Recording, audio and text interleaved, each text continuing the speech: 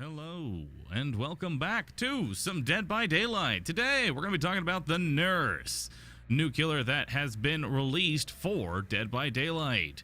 So I figured, let's go ahead and throw up some gameplay of it against some reasonably decent ranks, and go ahead and give my thoughts and opinions on the actual Nurse herself, as well as some things that are going on inside the game. So if you haven't had a chance to actually download the DLC, which it is free for those who would like to play as the Nurse, if you don't know what she's all about, basically she is a little bit different. She's a chaser, as I like to put it. As all of the different killers in Dead by Daylight, they kind of have their own playstyle. With the Trapper, it's more of a mind game and thinking ahead of where your enemies or victims are going to be, and you trap them in. The Wraith is more of an ambush, and the Hillbilly is all about momentum. Now, the Nurse is all about finding and chasing down her opponents. She has the ability to blink, which allows you to go through anything.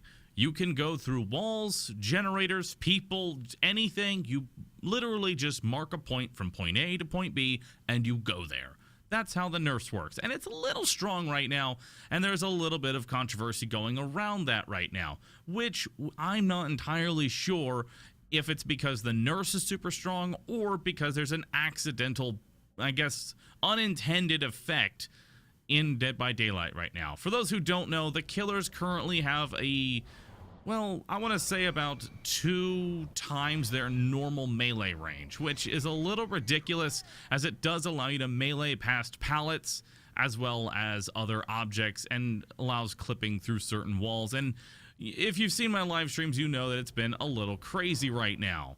But let's go ahead and get back to the Nurse. So the Nurse's special ability is that she's able to traverse certain areas very quickly. She can blink up to 3 times before she's going to have to get stunned. Now, depending on what add-ons you use, you can do this, up to 7 times. But the more you blink, the longer your fatigue is going to end up being. So if you end up blinking 3 times, you're going to be stunned a lot longer than if you end up blinking, just once. So that's kind of how it's balanced out.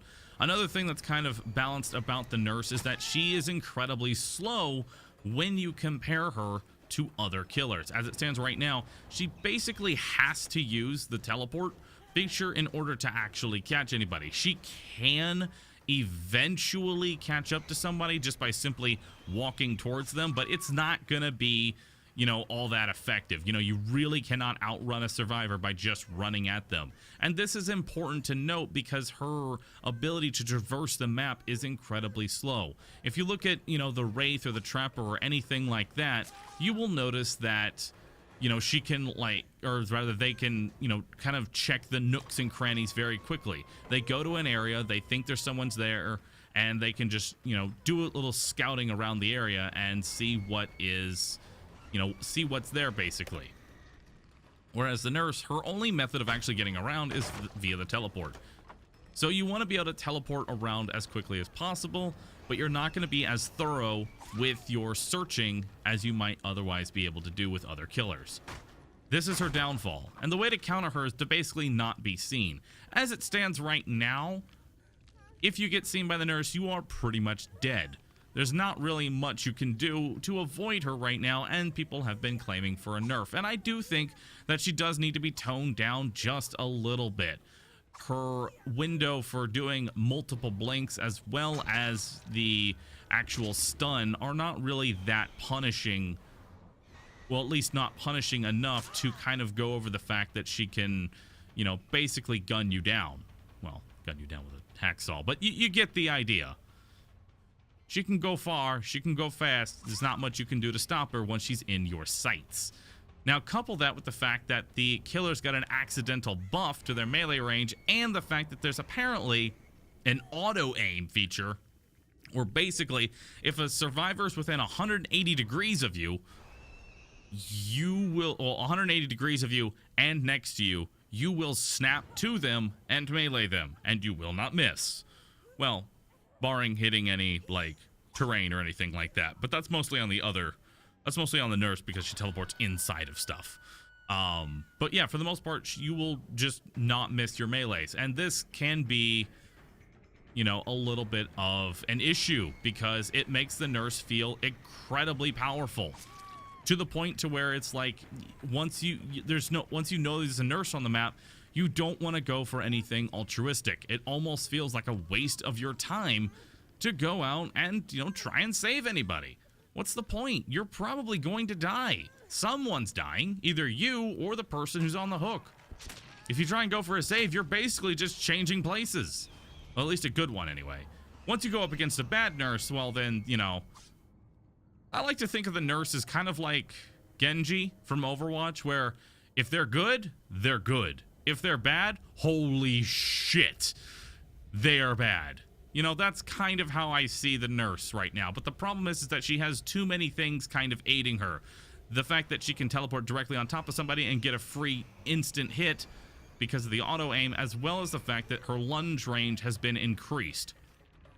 Now, my thoughts as to why exactly this is happening is because of the fact that, well, they kind of made a slight adjustment to the long guide bar for the hillbilly, and I feel like this somehow might have ended up creating some sort of unintentional effect. But going back onto the nurse, I really like the way that she kind of plays. She kind of makes you think you have to play a much more stealthy role when it comes to her. But as far as it currently stands, I really do think that they need to do something about her to, I think she's a little too powerful in her current state.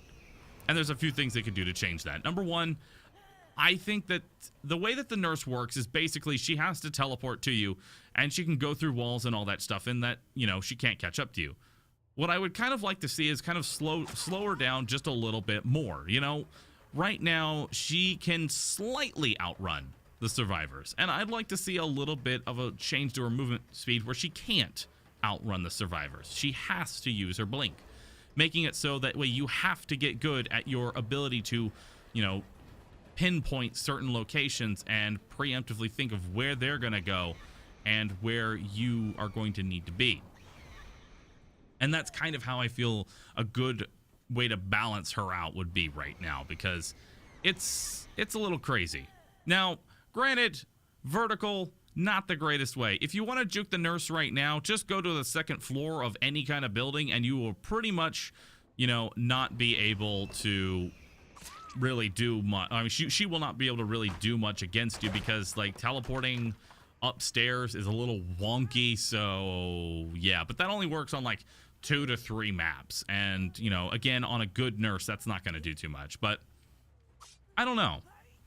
For those who have been playing Dead by Daylight, what are your thoughts on exactly what you see here and the game in general? Do you think that the nurse is a little too strong? Do you think it's because of the auto aim and the extra lunge that's currently making her appear stronger than she actually is?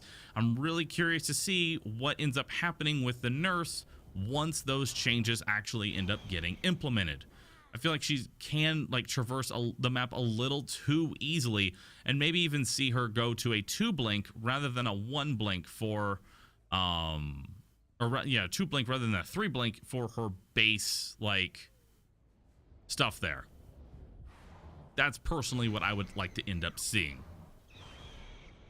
But kind of going through it, overall, I really like the fact that they're adding in new things. I dislike the fact that they added in a small nerf to survivors, where they made it so that way if you land from the second floor building and hit the ground, you get stunned a little, and that was just so they could add in a perk. I don't really agree with the fact that they should have nerfed survivors just so they could add in a perk.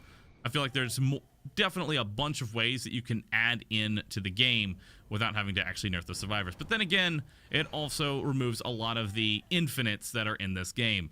Now, I've always said infinites are the biggest problem inside of Dead by Daylight, and they are the reason that there's a lot of balance issues. You've got killers that basically are completely helpless. And as the devs have stated, you should never feel safe around the killers, but I don't think that should be translated into you should basically get screwed over because the killer, has, he just has silly putty arms right now. It can just melee you through a wall. That's currently what's going on. So a lot of people have been, saying, oh, you're still crying about the infinites. Like, it's the only thing that we've ever asked that needs to be changed.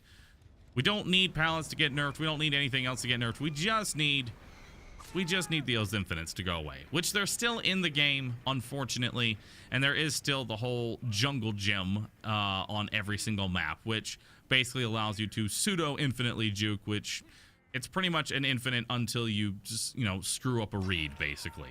It's kind of just there. But I do like the steps in the right direction so far.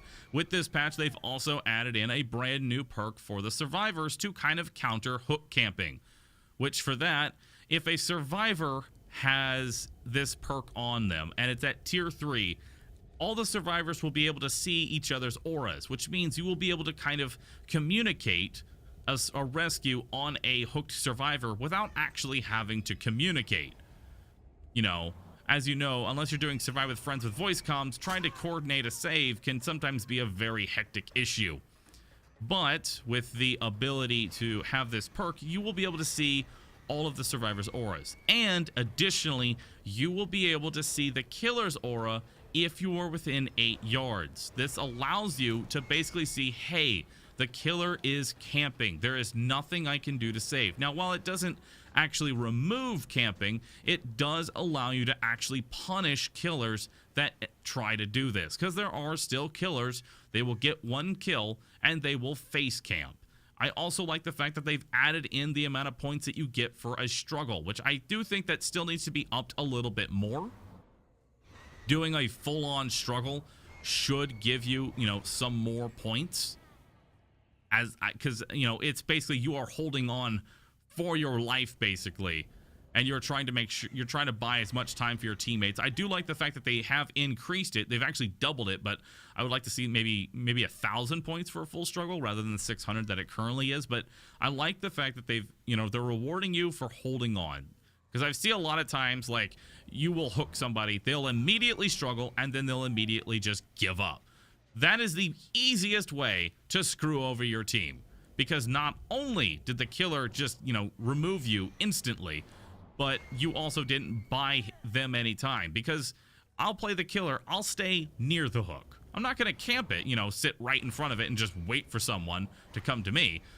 But I will make an honest attempt to kind of stay near it, patrol around, keep an eye on, 3 generators or so is what I usually like to do. I like to keep an eye on about 3 of them. And from there on out, we just kind of move on from there. I try and patrol around. But hook camping, the best way that you can really punish it right now is to just get generators online, which this perk does help you do. So there's a lot of good changes inside of this game. There's a lot of things that, are definitely moving in the right direction, while at the same time there are some things that aren't moving in the right direction. The lunge, the auto aim. But these are all things that are going to get fixed in time. Now, my only complaint really is that this patch launched on the same day as free-to-play weekend, which, from a veteran of this game, or at least I'd like to call myself a veteran compared to the new people here, is an extremely off-putting experience. If I was a new player coming to the game in the state that it's currently in with the lunges and stuff, it would be very bad if I was playing a survivor. Now, if I'm playing a killer, hell yeah, it's awesome. But also, day one, matchmaking was abysmal. It was hard for people to find games with both killer and survivor, which, thankfully, has now finally been patched. It doesn't take forever to find games, which is really nice. I gotta say, props to them. And it's good. Overall, how would I say this patch is? It needs a little bit of work, honestly. It could have used a little bit more QA before actually hitting live servers, and I'm actually hoping that potentially they might open up some of these killers, some of these survivors, some of these new maps, and let a few players who've had a lot of hours in them just kind of mess around with the new killers and mess around with the new maps, just kind of get an idea of what exactly, to try and break them up. Because we've already seen that time again, devs can't do everything, and that's fine. It's nothing against them. They just physically cannot check every possible combination of everything. But, having a couple extra eyes on things, or rather thousands of eyes, can definitely help out and make sure that the map isn't completely broken. or something like that, because the asylum is currently an infinite loop of basically, and not really that much of a fan of it, but the actual aesthetic of it is really nice. Just a few changes here and there would have been able to, you know, just changing like 2 or 3 windows on the map and it would have been, you know, basically perfect, but I digress.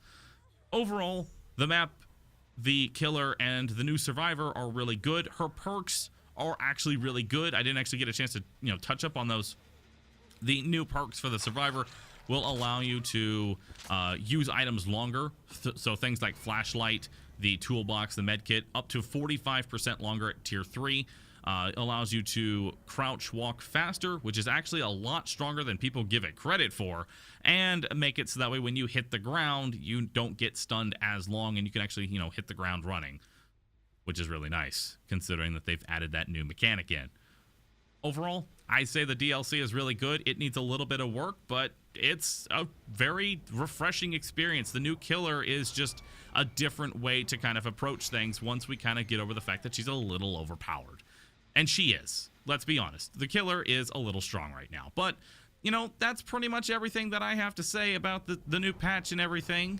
I'll probably be making a few more videos throughout the, you know, year. I want to, you know, give myself a nice healthy timeline here throughout the next year or so, making some more gameplay videos through all the killers, because you know what, I kind of like playing this game offline. It's very nice, and we might see some more YouTube content, which, hey, you know, next year, this year, who knows? We'll see. But anyway, thank you so very much for watching, everybody. If you enjoyed this video, please do me a favor, hit the like button. It would greatly help me in what I do, and I will see you all in the next one, everybody. Later.